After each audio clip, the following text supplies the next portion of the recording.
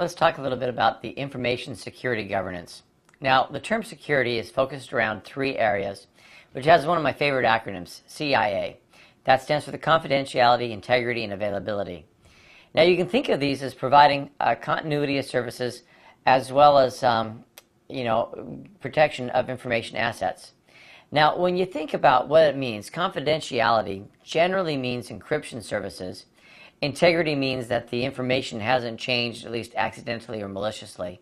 And availability means that you haven't increased security to such a point that nobody can access the information. So it's kind of a good balance. So almost think of it like a triangle with each side being confidentiality, integrity, and availability, and having that balanced approach. Now, it's important to remember that security in today's world is not bound to the boundaries of the organization. And that's because of the large growth of technologies like cloud computing, the internet, obviously. If you have any type of internet presence or internet connections from inside your network to the outside, your security boundaries have now moved because you have people that can have access to your technologies quite easily. And even before the days of the internet, if you even had one line with a modem that would pick up and answer the phone, you potentially ran the risk of having people come in and basically begin to take and steal your information. So all of those are things we need to think about when we think of security governance. When we think about the goals of CIA, it's usually being used towards the protection of information. In today's world, information has become one of the most important components of businesses, and that's at almost every organization that's out there. So our task then with information security governance is to provide the necessary protection for information resources. And that's something we now have to raise up to the board level of activities as well as other governance functions. And in fact, it's very important, I should tell you, that it is at the board level because in today's world we should know that our approaches for all purposes of governance should be considered top-down. Now, the top-down approach simply means that the policies and the governance that we're going to put into place has to have support from the very top of the organization. Otherwise, it's really nothing that's enforceable at all. And I'll talk a little bit more about that philosophy as we go on. But that top-down approach basically says that, if I have a rule that says you're not going to download illegal material from your computer at work, and you do download that information, but that was a policy from some, supervisor or department manager, and now they say, okay, so now they want to fire you. But they can't really because that didn't come from the CEO or the top board of directors as a policy that is enforceable. And so really it had no teeth. Now that I know that, what's to stop me from violating those policies? So, long story of trying to get to the point that we should consider this always in a top-down approach. So the protection of information is no longer going to be focused on just the process of how we gather the information, but in all aspects during the lifetime of that information. To use a phrase that I've used before, we need to think about information, our data, as being protected and secured in motion and at rest. In motion is the transmission of the information.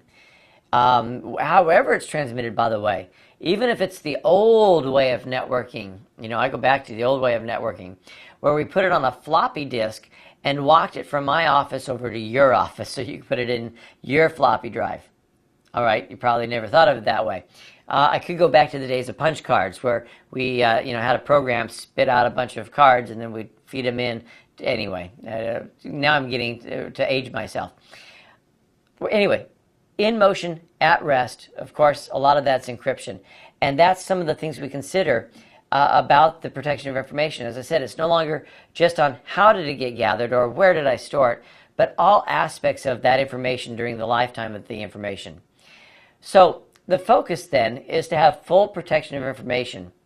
And again, that's because of the vast ability people have to access information from all parts of the world or to illegally intercept information.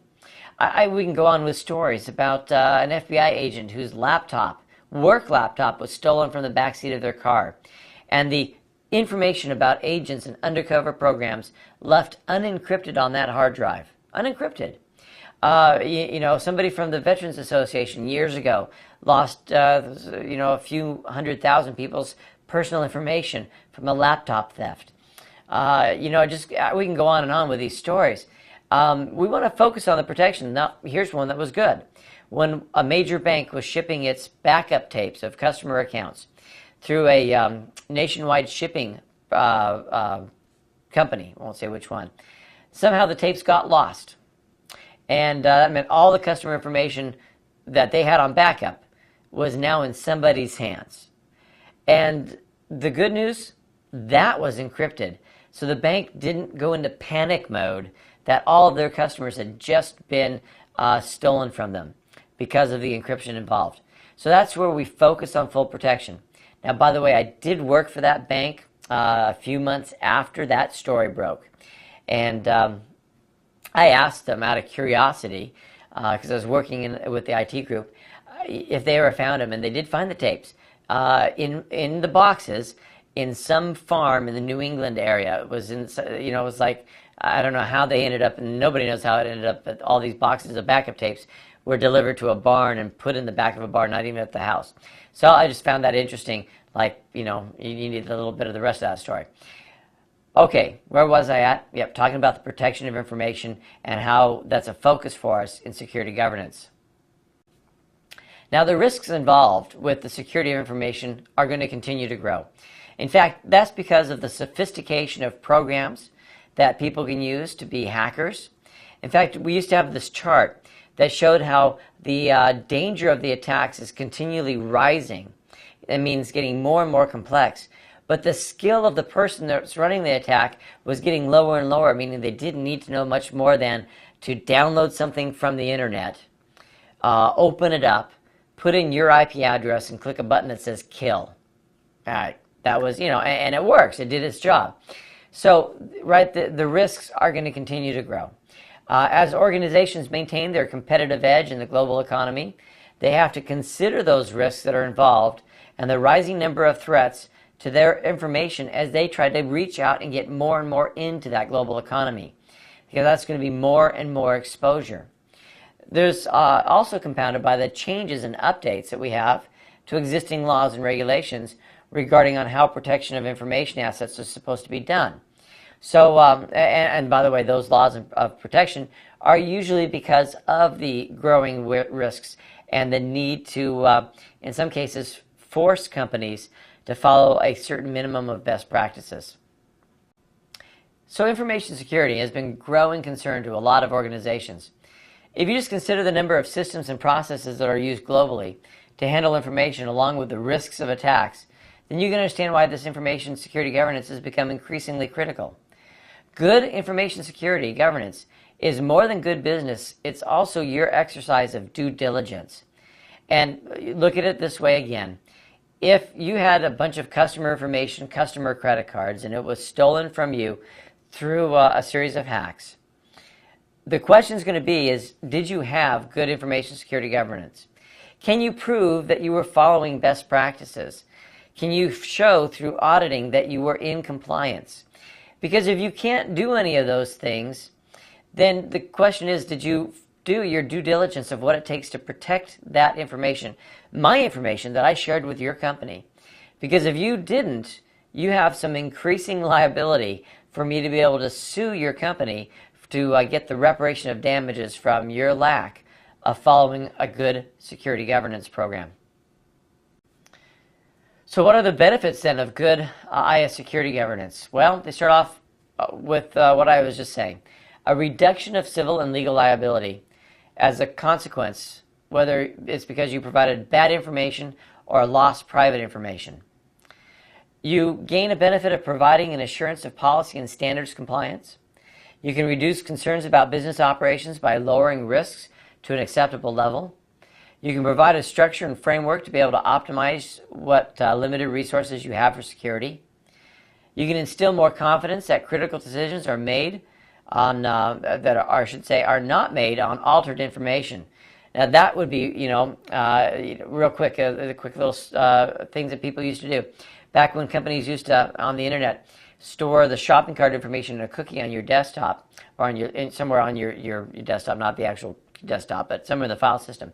And folks found that information, and so they'd like be ordering flowers, and then they'd go change the cookie so that the flowers only cost a penny, and then finish the order. So, a decision was made, not a critical decision in that case, but a decision was made to charge you the dollar on your credit card or the penny because the information was altered.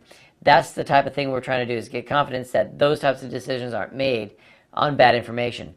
Providing accountability for business activities, that's important too, especially if you have partnerships, mergers, or other acquisitions. I talked before about a credit card processing company that wanted to start, processing another bank's credit cards, and they were the ones that provided the merchants with those little boxes they stripe your cards through, and so technically, when you swipe that card, it doesn't go right to your bank; it goes to this credit card processing center. And that processing center then connects to the bank to, verify funds and all that. That kind of partnership required a lot of accountability. And by having good security governance, one of the benefits is we can provide and show that accountability.